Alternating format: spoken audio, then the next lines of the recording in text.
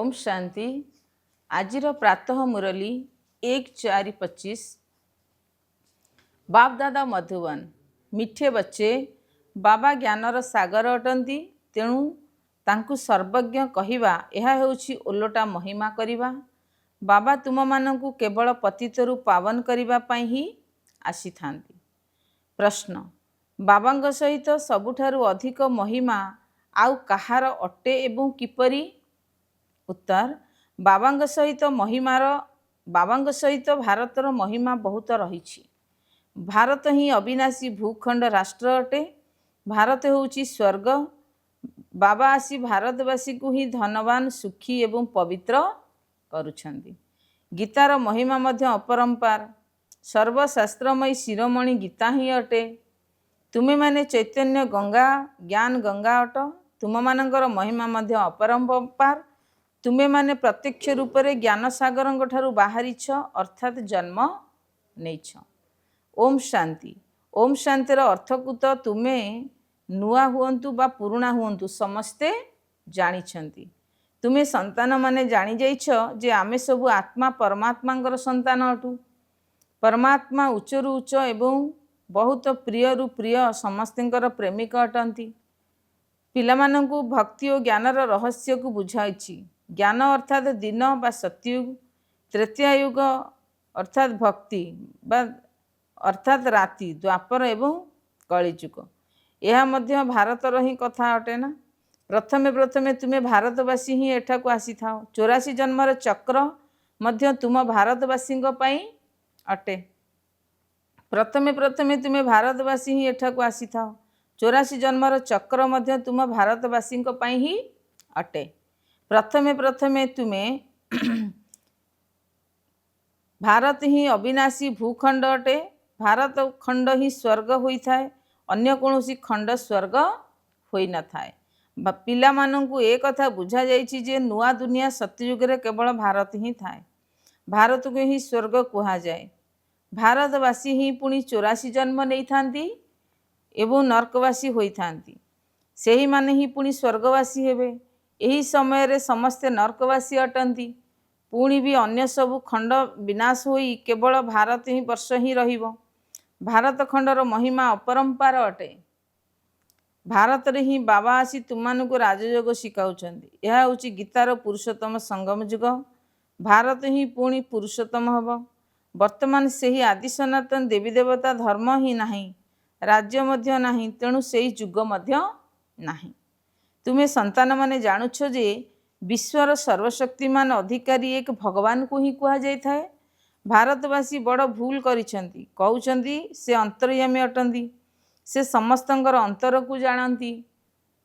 बाबा कहउछंती मु कहार भी अंतर को जानी न थाए। मोर तो काम हला पतित मानकु पावन करिवा। बहुत कही थांती शिव बाबा आपण तो अंतर्यामी अटंती। बाबा कहउछंती मु बिल्कुल नुहे। मु कहार हृदय को जानी न थाए। मु तो केवल आसी पतित मानकु पवित्र कराई थाए। मते डाकी थांती जे हे पतित पावन। दुनिया रे मो आउ मध्य थरे मात्र ही आसी थाए, जेतेबेले कि पुराना दुनिया को नुआ करने को हबो। किंतु मनुष्य मानकु एक कथा जणा नाही जे एही दुनिया पुराना रु नुआ एवं नुआ रु पुराना केबे होई थाए। प्रत्येक वस्तु नुआ रु पुराना, सत्व रज तम निश्चिंत रूपांतरित होई थाए। मनुष्य मध्य सेहीपरि होई थांती। बालक सत्व प्रधान अटे, पुणी जवान हो जाए, पुणी बुढ़ा हो जाए, अर्थात रज तमरे आसी थाए। शरीर बुढ़ा हो गले पुणी ताकु छाड़ी छोट पिला होई थांती। पिला माने जानिछंती जे नुआ दुनिया रे भारत केवल उच्च राज्य थिला। भारतर महिमा अपरंपार अटे। एबे सुखी, धनवान, पवित्र वर्तमान समय सत्वप्रधान दुनिया रे तो शिव बाबा अटंती।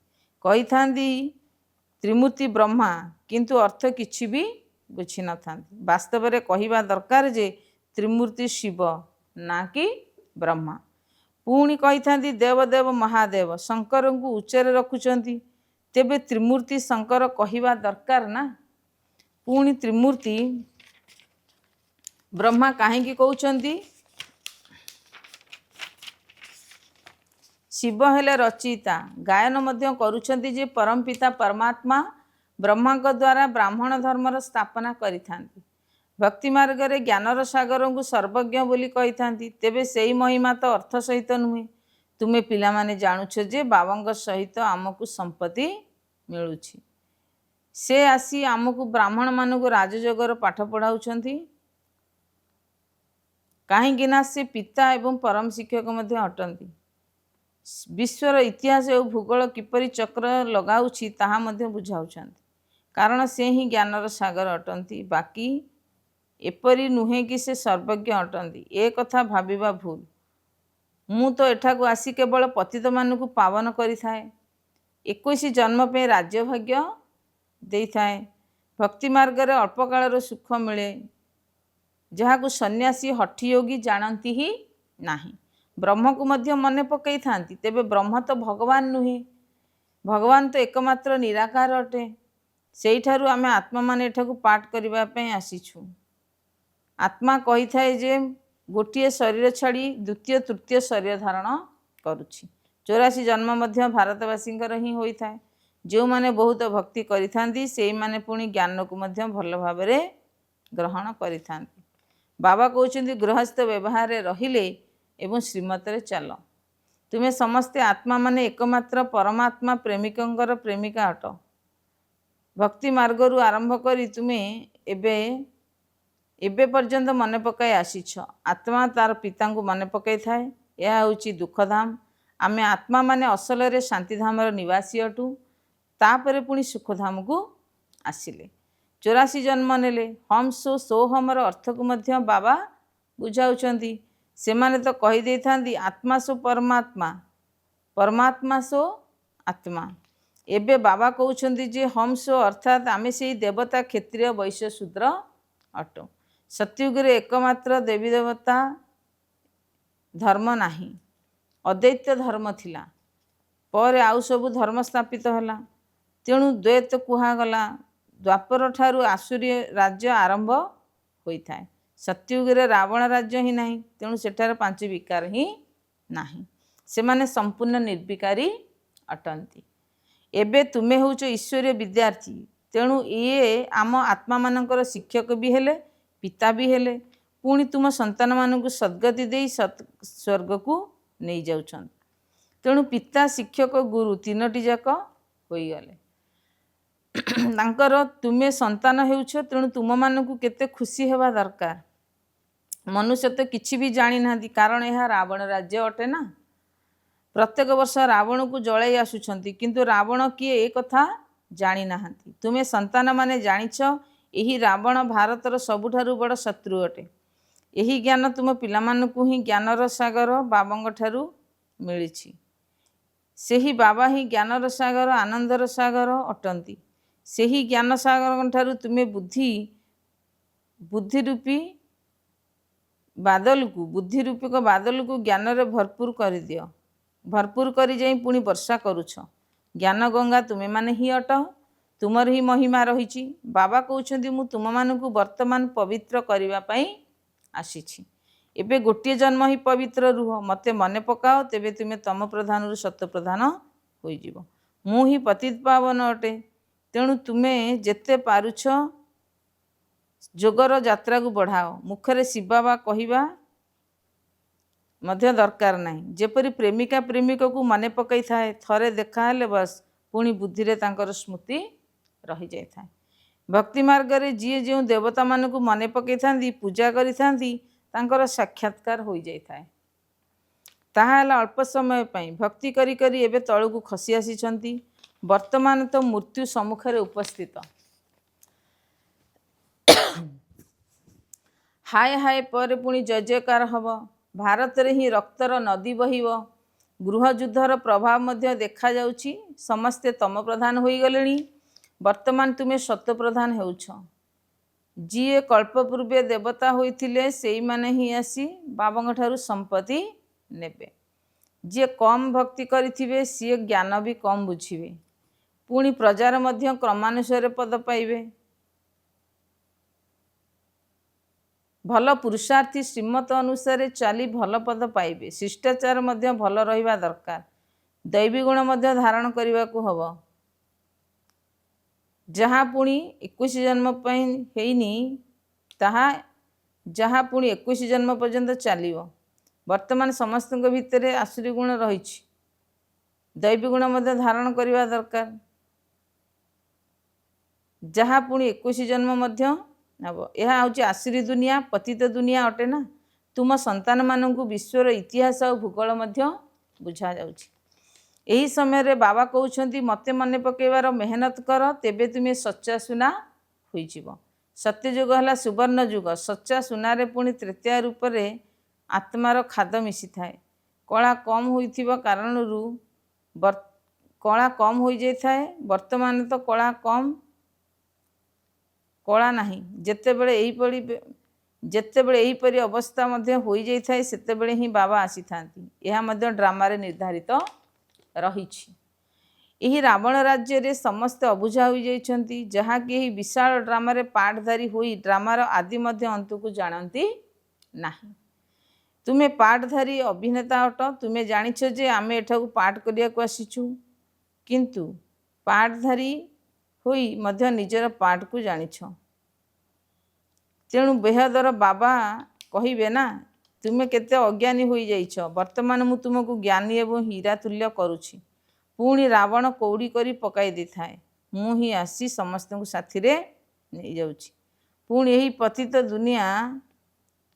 पतित दुनिया मध्य विनाश होई जीव मशा माछी भली मु समस्त को साथी रे नहीं जीवी तुमर लक्ष्य उद्देश्य सम्मुखें रही यहीपरि तुम मानू हेबाकू पड़िबो तेबे तो तुम्हें स्वर्गवासी हब तुम्हें ब्रह्मा कुमार कुमारी माने एबे यही पुरुषार्थ करुछ मनीष मानकर बुद्धि तम प्रदान हो जाइछि तेणु बुझी पारु नाहांती एते ब्रह्मा कुमार कुमारी तेणु निश्चिंत रूपे प्रजापिता ब्रह्मा मध्य थिबे ब्राह्मण हेउछंती चुटी ब्राह्मण पुणी देवता ब्राह्मण सु देवता क्षत्रिय पुणी शूद्र बाबद एपरी चित्र रे विराट रूपर ब्राह्मण को एवं शिव को रखी नाहांती तुम्हें ब्राह्मण माने एबे भारत को स्वर्ग रे परिणत करुछ। अच्छा धारणा पाई मुख्य सारांश 1 नंबर उच्च पद पाइबा पाई श्रीमत रे चली उत्तम आचरण धारण करने को हब 2 नंबर सच्चा प्रेमिका होई एकमात्र प्रेमिक बाबा को ही मने पकाइबा को हब जेते दूर संभव योगर अभ्यास को बढ़ाइबा को हब। वरदान निमित्त पणियार स्मृति द्वारा माया आसीबार द्वार बंद करुथिबा डबल लाइट हुआ जो माने सर्वदा निजको निमित्त मने करि चली थांदी सेमानकु डबल लाइट स्थितिर अनुभव स्वतः कराई थाए कराइला वाला बाबा कराउछंती मु तो निमित्त अटे यही स्मृति द्वारा ही सफलता मिली थाए जदि मु पणिया आसिला तेबे मायार गेट खुलीगला जदि निमित्त बोली भाविलनी तेबे मायार गेट बंद हैला तेणु निमित्त भाविबा द्वारा मायाजित होइथांती एवं डबल लाइट भी होइथांती ता सहित मध्य निश्चिंत मिली थाए यही स्मृति नंबर 1 पद प्राप्त करिवार आधार पालटि जाई थाए। स्लोगान जदि त्रिकालदर्शी होई प्रत्येक कर्म करिवो तेबे सहजरे सफलता मिली जीव। मातेश्वरी जींकर महावाक्य 1 नंबर मनुष्य आत्मा निजर संपूर्ण रोजगार अनुसार भविष्यत प्रारब्ध भोग करि थाए।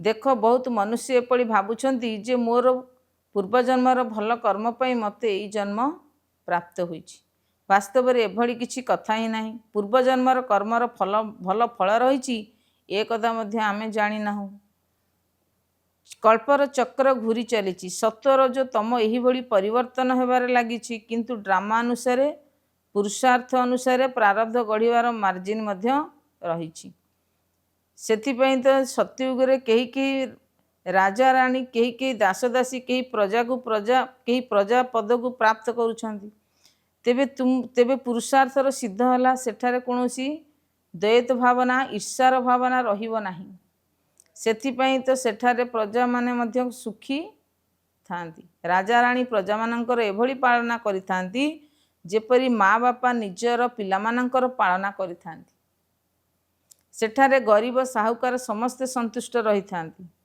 यही गोटे जन्मर पुरुषार्थ आधार रे 21 जन्म पीढ़ी पर सुख भोग करिथांती।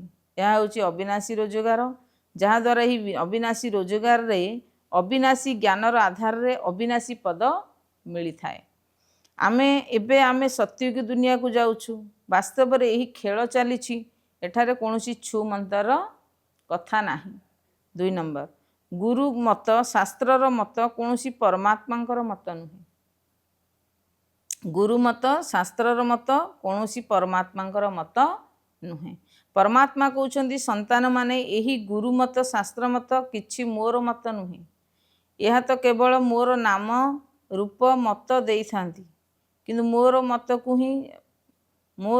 को मु ही जानिछि। मो सहित मिलन करिवार ठिकणा मध्य मु देउछि। यह पूर्वरु मोर ठिकणा केही जानि नथांती। गीतारे जदिओ भगवान उवाच बोली लेखा जाइछि, परंतु गीता को मध्य मनुष्य माने ही तैयारी करिछन। भगवान तो स्वयं ज्ञानर सागर अटंती। भगवान जो महावाक्य शुणाउछंती तार स्मृति स्वरूप, ताहार स्मृति स्वरूप मध्य पुणी गीतारे तैयारी होइछि। एक कथा विद्वान पंडित आचार्य कहउछंती कि परमात्मा संस्कृत रे महावाक्य उच्चारण करथिले तांकु शिखिबा बिना परमात्मा मिली परिबे नाही। एपरि तो आहुरी कर्मकांड रे फसाई देउछंती। जदि वेद शास्त्र पढ़ी पढ़ी चली जिबे ताहले तुमे सेतिकी तळुकु ओल्हाइयाकु पड़िबो, अर्थात ताकु भूली एक परमात्मा सहित बुद्धियोग जोड़ाकू पड़िबो। काहेकि ना परमात्मा स्पष्ट भावे कहउछंती एही कर्मकांड वेद शास्त्र पाठ कले मते प्राप्ति करि पारि नथांती। देख ध्रुव प्रहलाद मीरा क्यों शास्त्र पढ़ी? एठारे तो जहाँ पढ़ीछ ताकू भूलिबाकू हबो। जेपरि अर्जुन पढ़ी थिले तेणु तांकू मध्य भूलिबाकू पड़िला। भगवानकर स्पष्ट महावाक्य रहिछि, प्रति निश्वास रे मते मने पकाओ। एथिरे किछि भी करिवार आवश्यकता नाही। जे पर्यंत ए ज्ञान प्राप्त करि नाहंती से पर्यंत भक्ति मार्ग चली थाए। किंतु ज्ञानर दीपक जागृत होई गले कर्मकांड छाड़ी दे थांती। काहेकि ना कर्मकांड करी करी जदि शरीर त्याग करिल ताहले लाभ कौन? प्रारब्ध तैयारी हैला ना। कर्म बंधनर हिसाब किताब तो मुक्ति मिलिला ना। लोक माने तो भाबुछंती मिछ न कहिबा, चोरी न करिबा, काहाकू दुख न देवा ए सबु भल कर्म अटे। किंतु एठारे तो सदाकाल पई कर्मर बंधनरु मुक्त हेबाकू पड़िबो एवं विकर्म गुड़िकर मूलोत्पाटन करने हब। आमे एबे चाहूचु एपरी मंजी बुणीमु जहाँ द्वारा भल कर्मर वृक्षर उत्पत्ति हब। एथिपई मनुष्य जीवनर कार्य को जानी श्रेष्ठ कर्म करने हब। ओ अच्छा, ओम शांति।